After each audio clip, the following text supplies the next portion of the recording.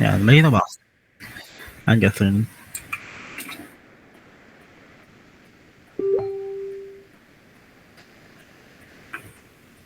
And, ang tawag dito? Wala pa tayong nire-discuss ano? Ngayon pa lang? Oo ba? Meron na po sir, nakapag-discuss na tayo last week. Meron na po. Yung last time nakapag-discuss na tayo. Apo. Ano? Tsaka po yung problem. Napag-problem na pala tayo. Apo, isa lang po. Okay, okay. P1, right. Akala ko kay, ang tawag dito?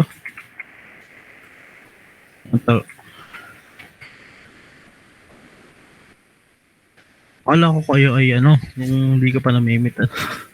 Kasi, ang tawag dito. Di ka tandaan nyo kayo sabi ko, pagka yung mga, ang tawag dito, yung mga,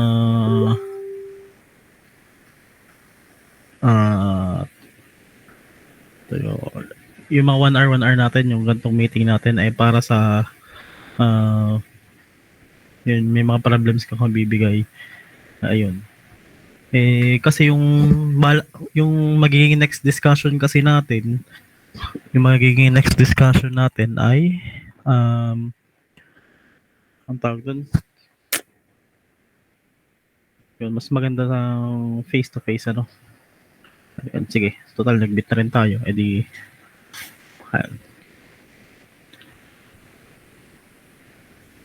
solve tayo ng kahit problems ano. Yan, di bali na-discuss pala natin nung last meeting natin yung overview ng heat transfer ano, yung basic concept for heat transfer, yung 3 methods ng heat transfer, and nakapag-solve tayo ng problem. Ayan. Okay. Wait lang ah.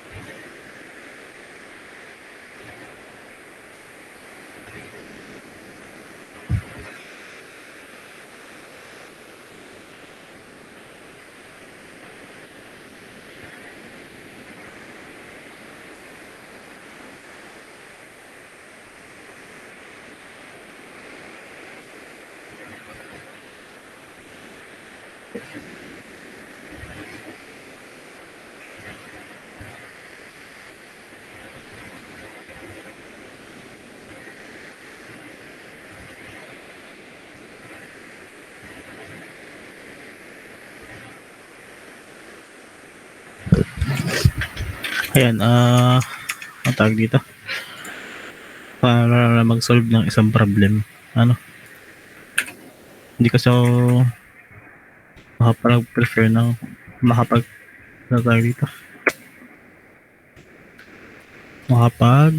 Handa ng lecture pa for ano. Pero yun. Ano yun na natin.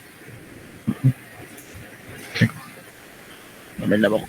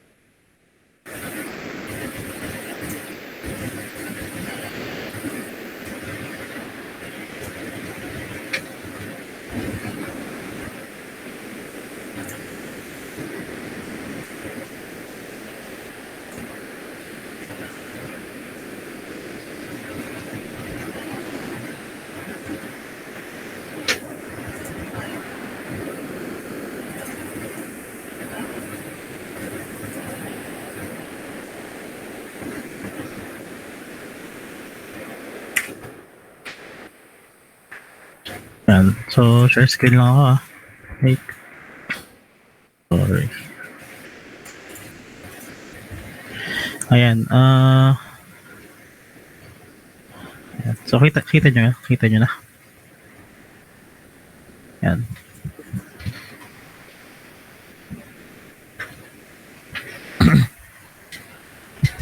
Kita na lahat?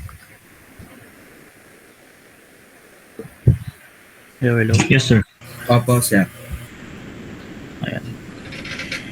Ayan, di bale,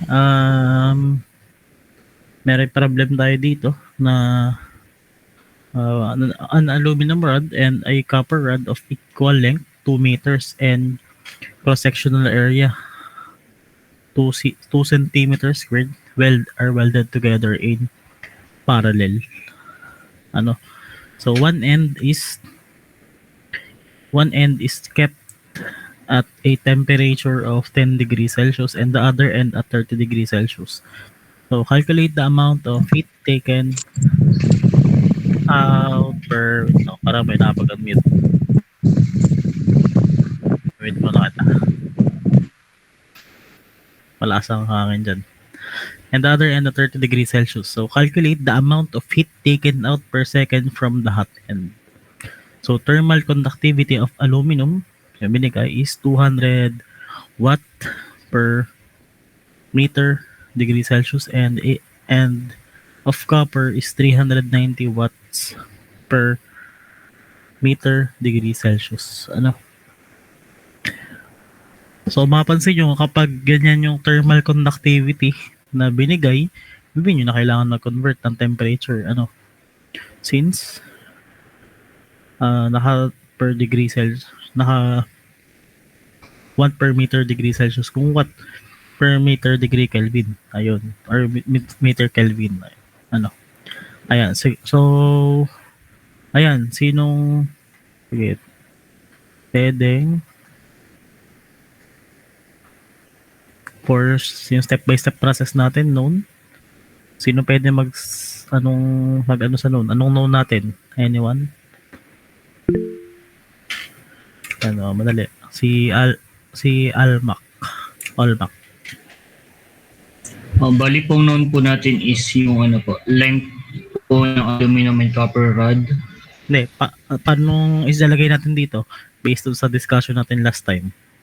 Sige po. Ah, Bali po is... Yun nga po yung ano po, yung hinahanap po, di ba? yung I mean, yung ano yung given, ganun. Hindi pa siya yung Given. hinahanap. Bali, pagkaka ano po dyan, yung aluminum rod and copper rod po.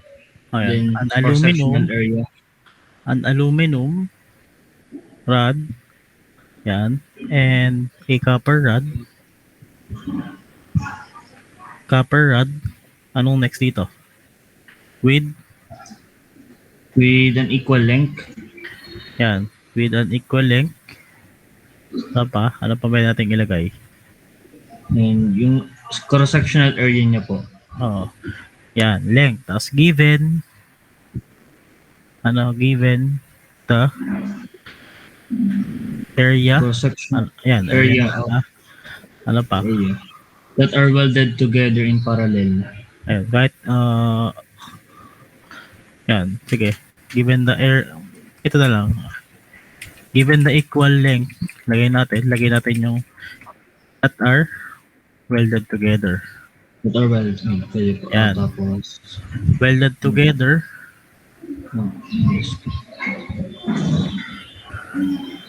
Hindi, pwede nating isingit dito.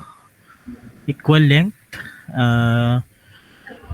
Tapos pwede nating ilagay yung given the temperature given the temperature and the thermal conductivity. Yan. yung pwede po. Opo. Yan. Conductivity, tapos sa kapa, an aluminum rod and copper rod with an equal length given the temperature and the thermal conductivity that are welded together. Ayan. Pwede na yan. Ayan. Thank you. Next, find. Ano ilalagay natin sa find? Sino pwedeng sumagot? Anong hinahanap? Kayla.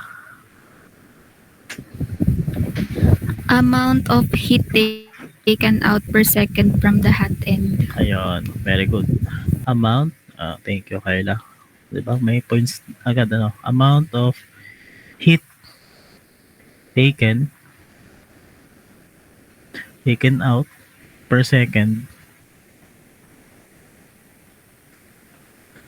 from the hot end.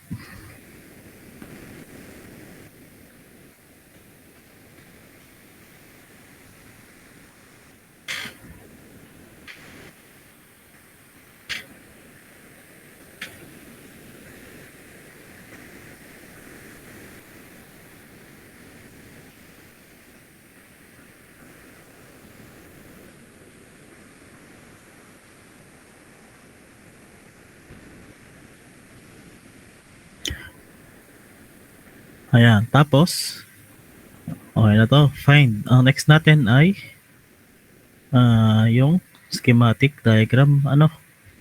For the schematic diagram,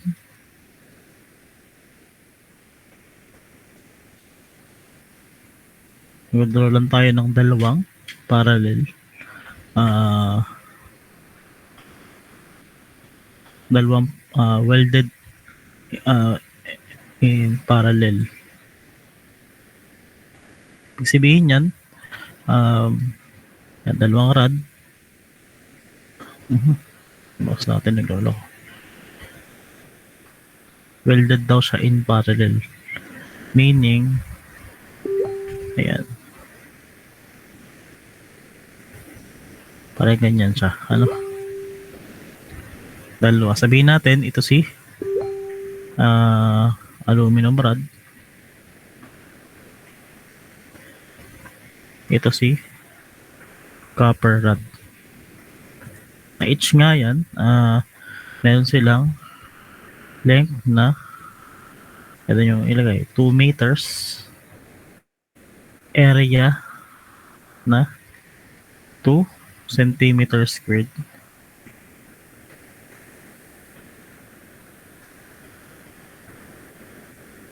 So yung one end daw, one end is kept at a temperature, sabihin natin ito, temperature na 10 degrees Celsius. and the other at, so ito si T low, ito si T high, na 30 degrees Celsius.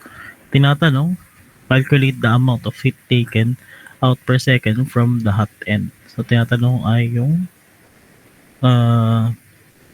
Q natin na parang kumbaga paganto, heat taken out per second from the hot end. Taken out, ibig sabihin yung Q natin paganto. Qx natin. Ayan. So, ganyan lang. Simple representation lang. Then, after that, anong pwede nating assumption?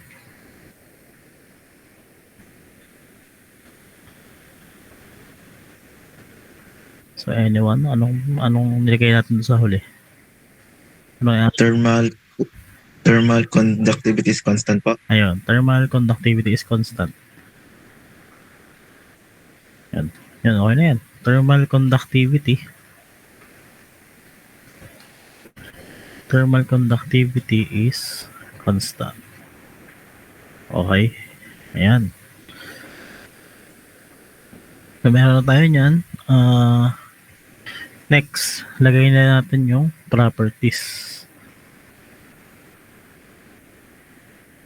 So, sa properties, since binigay naman, lagay na natin yung K, thermal conductivity ng aluminum, K ng Al. Ano nga uli yun? 200 watts.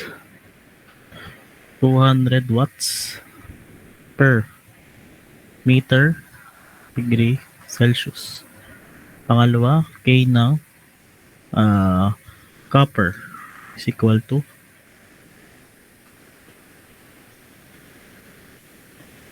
390 watts per meter degree Celsius. No? And ayan, we can finally solve for this one. So properties tayo.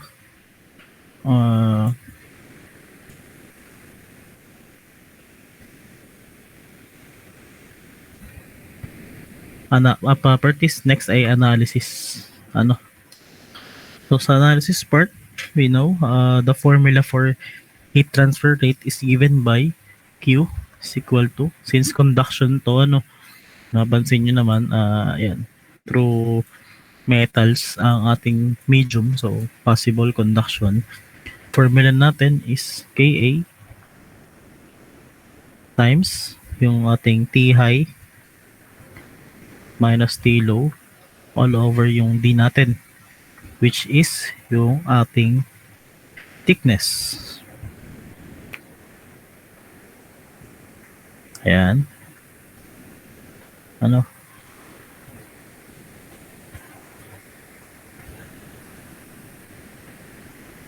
Okay.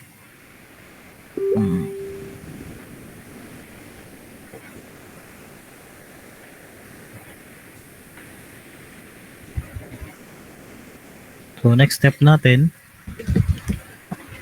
given tayo ng K. So, kapag nakaganyan tayo, naka-parallel ang ating setup, so, ang gagawin natin sa K dyan, tandaan nyo, kapag magkadikit, kumbaga pag parallel yung connection, ginagawa natin is pinag-a-add lang natin yung thermal conductivity ng mga yan. So, for the thermal conductivity, kasi yun nandito, hindi naman pwedeng dalawa yan. So, kailangan isa lang yung K dito. So, for the K here, i-add natin, K total is equal to K ng aluminum plus yung K ng copper. K na lang. Sige natin na 200 watts per meter degree Celsius plus 390 watts per meter degree Celsius.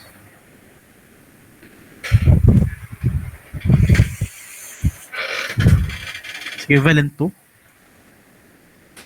590 bigay search. So kapag series naman, kapag series ay ang formula niyan para sa paghanap ng K ay halimbawa, let's say series yung connection 1 over K plus 1 over K and so on. Ano? Pag naka-series yung connection or naka-welded siya in series. Ano? Pero since kapag parallel, so ito ay kapag series. Kapag parallel naman, K1 plus K2 ito 1 over K1 over K2 and so on. Ano? So ito is for parallel. Okay?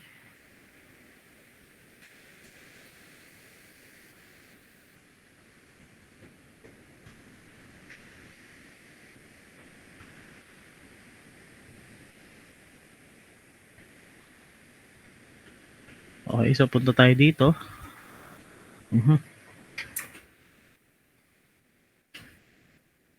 Ano pa kung kulang natin?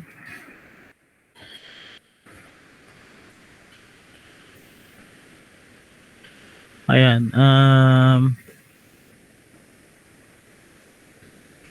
equal length of 2 meters.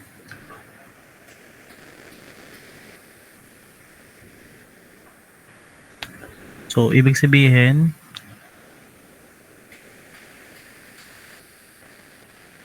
binigay yung length na 2 meters. Ano? So, mapansin nyo, ito yun. Ito yung meters na yan. Each 2 meters yan. Ano? Yan, 2 meters. Yan siya.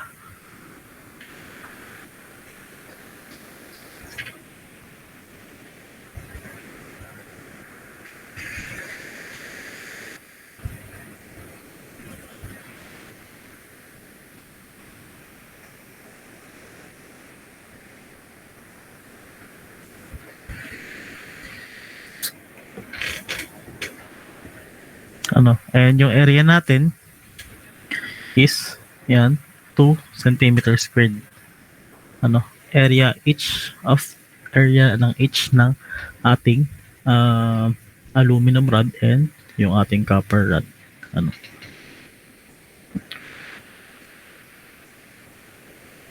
Yan, so ano pang kailangan natin? So kailangan natin ng thickness ng ating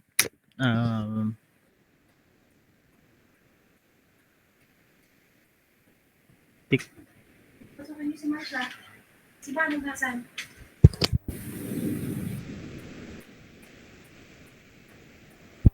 yan, thickness ng ating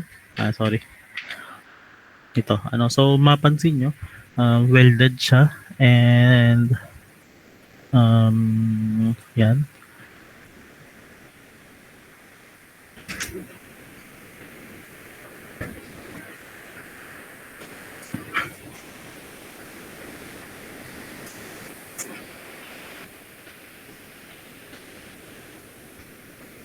Mapansin nyo walang binigay na thickness, ano, so iniisip ko pa saan natin kukunin.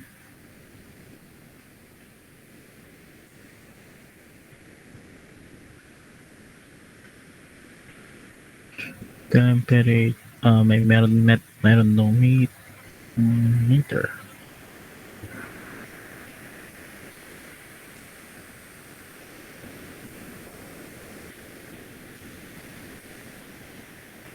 Ayun, siguro kailangan natin ng itong radius na rin or yung diameter nito. Kasi pag nakuha natin yung diameter niyan, ayan, analysis yan. Sabi ko nga sa inyo, kailangan natin ng analysis, ano. So pag nakuha natin yung diameter ng each side, ano, edi yun na yung magiging thickness natin, ano. Ito yung ating letter D. Ano? So paano natin makukuha? First, hanapin natin yung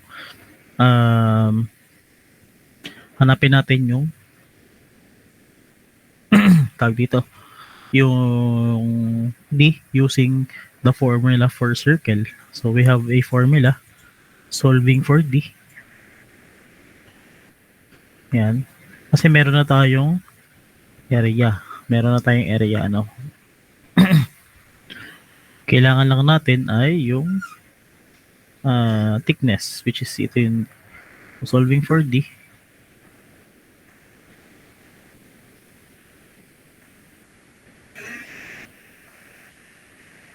So, meron tayong formula for area ng circle na pi d squared all over 4. Knowing may area tayo na 2 cm squared, mahanap natin si D. So, 2 cm squared is equal to pi d squared over 4. Pwede nyo kasi isip solve. I-convert nyo lang pala, gawin yung meters. So, 2 cm times 100 cm, 1 meter. Square nyo lang. Oh. Is equal to pi d squared over 4. Yan. So, dito, complete niya. 2 times 1 over ito.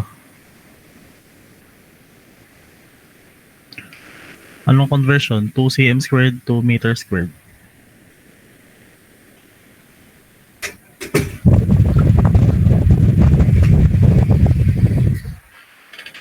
Ay, calculate naman to. 2 times 10 raised to negative 4 po, sir. Okay, thank you. So, 2 times 10 raised to negative 4 meter squared na to.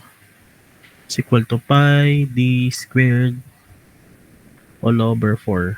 Ano? Yan, pwede nyo na i-shift solve yan. Pwede nyo i-shift solve. Pi x squared over 4 is equal to 2 times 10 raised to negative 4. Anong value ng d natin? 0.0159 Wait lang. 7 Ulit. 0 point, ulit. 0 point. 1,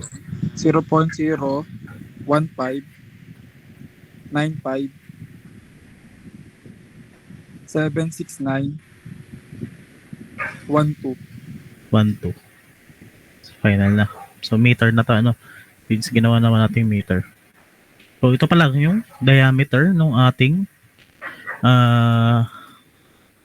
ito yung diameter nitong side na to.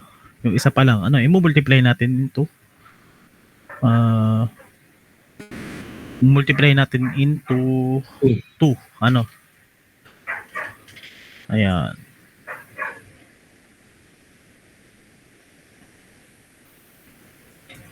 So, anong sagot dito?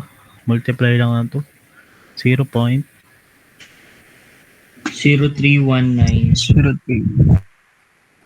1538 243. 243 meters. Ayan. So, meron na tayong D. Okay, ang A naman natin is gagawin lang natin, multiply lang din natin ng 2. Ano? Yes, kasi dalawa yung area niya. Ano, kailangan natin ng kasi pinag-parallel siya. Parehas naman daw yung area niya, 2 cm squared each. So, multiply lang natin ng 2. Ano? So, meron na tayong K, meron na tayong A, meron na tayong T high, T low, T. Mahanap natin yung Q. Ano? Direct sub lang natin sa ating formula. So, dito ko na lang nalagay. No, si Q is equal to K natin, which is 590 watts per meter degree Celsius. Hindi natin i-convert, ano. So, yung A natin ay 4 times 10 raised to negative 4. Ano? 4 times 10 raised to negative 4 meter squared times, hindi natin convert yung temperature since degree Celsius yung sa thermal conductivity natin. T high minus T low, siya ay 30 degrees Celsius minus 10. Pero bihira lang naman tayo maka-encounter ng ganito. Pero ayun, kapag naka-degree Celsius to, wag yun na-convert. Ano? Okay lang yun. All over yung thickness natin. 0. So, ganun ulit ha. Huwag tayo mag-round off. 0.013 sa dulo na. Tapos 2 decimal place tayo lagi. 0319 1538243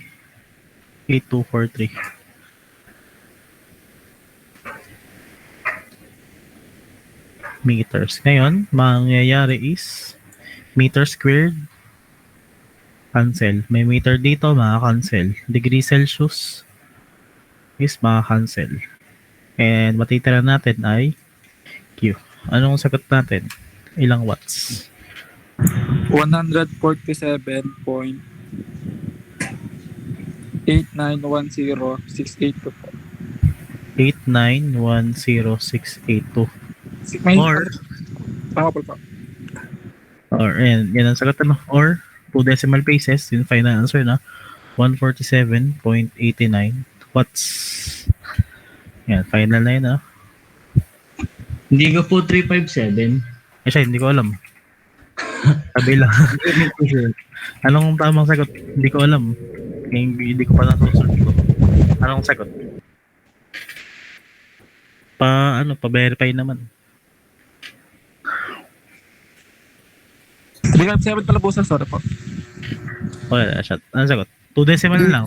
357. 357.81 po. 81. Ayan. 81 watts. Okay. So, ayan. So, hindi pa tapos, ano? Ito pa yung sa analysis part. And, after nyan, punta tayo sa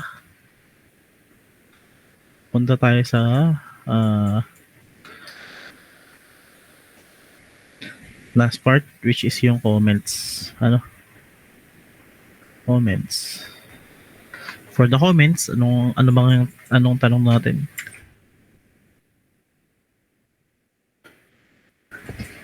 So, amount of heat taken. So, the amount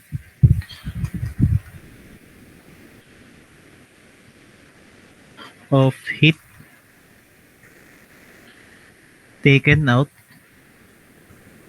from the hot end is yan.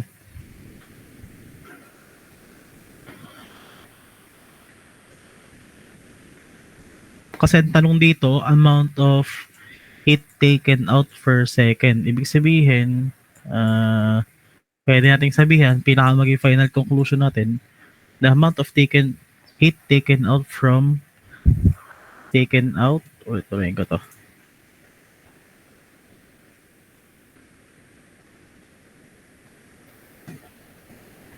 Taken out per second. From the hot end. Hot end is 357.81. Pwede nyong gawing joules. Kasi sabi, heat joules per second. Diba, ang watts lang naman natin ay joules per second. Pero itong sagot nyo, wala nang problema. Pero talong kasi, ibig sabihin, ang comments natin, yung amount ng heat na nati-take out per second to sa hot end natin is 357.81 joules. Yun lang. Para mapunan lang natin yung... Yeah. Pero yung final answer is wala nang problema kung 357.81 watts. Ayan, may tanong kayo? Malinaw naman sa lahat. May question?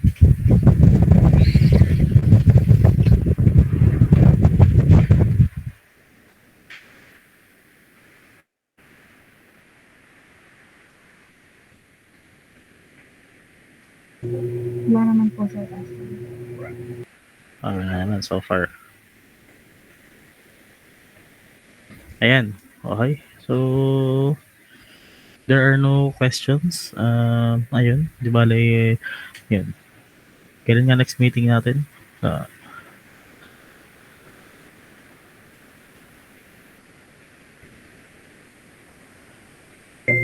Thursday po. Thursday Sir. po. Thursday ng gabi din. Ayun, di bale, yun. Continue lang tayong discussion. Yun. Yun. Introduction to conduction heat transfer. Merong steady state steady state problems. Ano? So, ito yung basic ano lang ng heat conduction, pero yun, introduce natin. Siguro problems ulit and yun, concept ng steady state. Ano? So, again, yung coverage ka ng ating midterms ay ayun, yung overview lang ng heat transfer, which is very ano lang naman, minimal, and more focus talaga natin yung sa ano, conduction heat transfer. Marami yan, may steady state, one-dimensional and two-dimensional. Ano? Okay. Pero yun, medyo mas challenging yung problems dito. Medyo madali pa lang ano. Okay? So, yun, sana nakukuha nyo yung flow ng ating pagsosolve, known, find, schematic diagram, assumption, properties, analysis, and yung comments. So 7 lang naman yan. 1, 2, 3, 4, 5, 6, 7. So sa lahat yan, sa sample problems natin, ganyan. Problem set nyo rin, ganyan na magiging flow. And syempre sa major exam nyo, ganyan din na magiging flow. Okay? So if there is no questions, ayan, yun lang muna for today. And yan, Prince Gerald. Ano yun? Sir, di ba po face-to-face na po sa Thursday? Saan pong room tayo? Room natin sa Thursday. 2...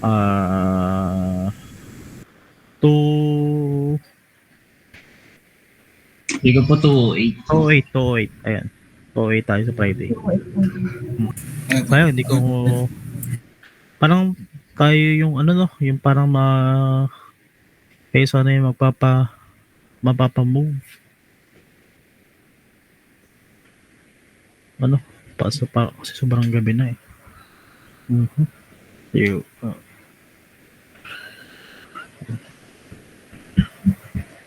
Ayun, 208 tayo sa Friday. Yan. 6. Okay. Sige. Yun na lang, see you on Thursday. Thank you everyone. Thank you po, sir. Salamat po. Thank you po.